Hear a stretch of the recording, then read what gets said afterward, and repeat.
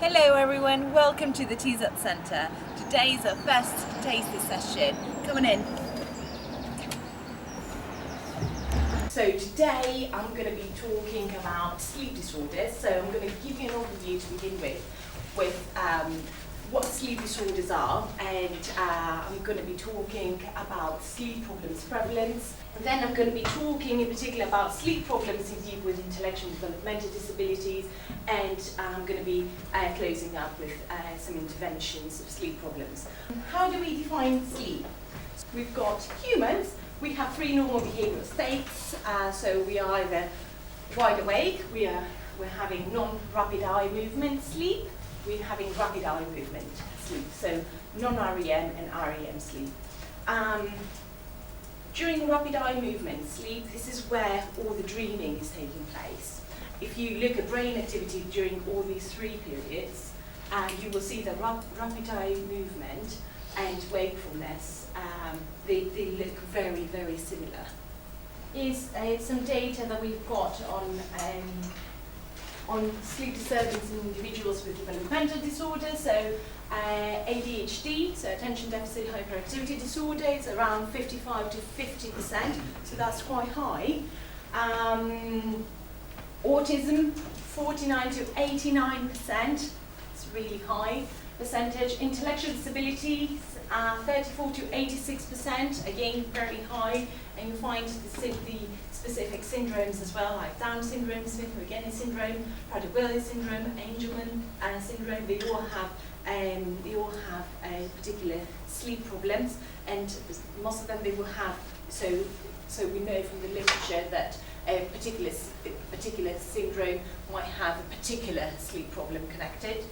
And then what are the causes? So it might be a primary sleep disorder, so it's a standalone, and someone might have insomnia, say for instance, but it's a standalone issue. So they wake up in the morning and they're saying, okay, didn't get enough sleep today, I don't feel refreshed, I can't really go to work and do a 12-hour shift today, I really can't make it. Or it might be a secondary sleep disturbance, so that is paired up with another mental health issue or with another issue that's happening at the same time. Sleep assessments. So we've got objective and subjective tools, like sleep diaries. And then we've got polysomnography. This is the golden standard, as we call it. It's a golden standard against which we validate all other measures. So this is an actigraph. This is called an actigraph, and what it does is distinguishes between awake and sleep stages. It's like a watch, so they would have to have it on day and night, used in conjunction with daily logs and sleep diaries. Shall we have a break here? I see people are going. Hi, I'm Adele Lawrence. I'm a senior manager at Surrey Choices. We've come along to the Tizard today for a networking opportunity and also to have a look at some of the courses through the taster session that they offer, to see if it would be potentially something that the organisation could look at sending students on to develop our skills and knowledge as a provider.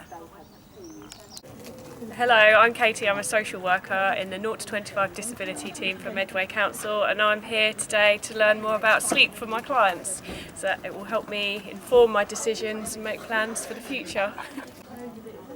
Yeah, my name's Tim. I work for Cavendish Care. I'm registered manager. The reason I've come today is to hopefully get a better understanding on sleep patterns for our clients.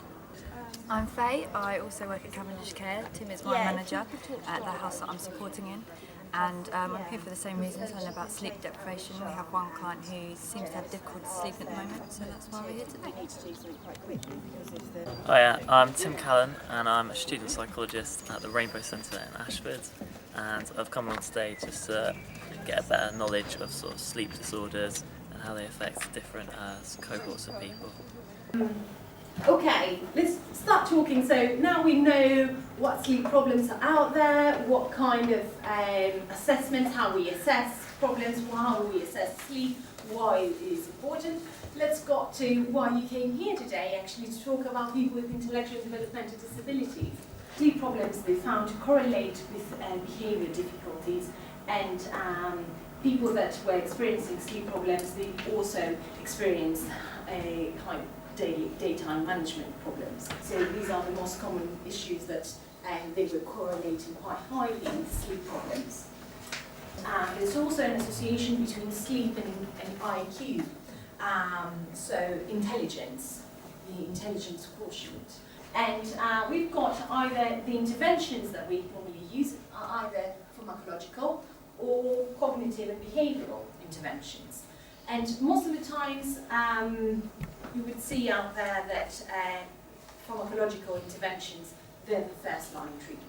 So then we go on cognitive behavioural therapy, so they're much slower than drugs in terms of efficacy, so it has to be going on for a longer time, and but they don't have any adverse effects, and is a preferred treatment for adults and children. So it should be preferred treatment for adults and children. And sometimes, you know, getting both there, that might be the best treatment, but then stopping with the drugs and then continuing with the behavioural issues. And most effective drug seems to be melatonin, but there's no studies in adults with learning disabilities looking at melatonin yet. So that's a big gap there that we've got. And the most effective behavioural intervention is extinction, and I'll be talking about that in detail later on.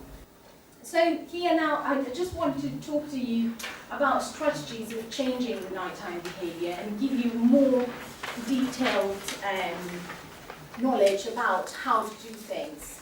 What to keep from here today as a conclusion is that sleep is a very important aspect.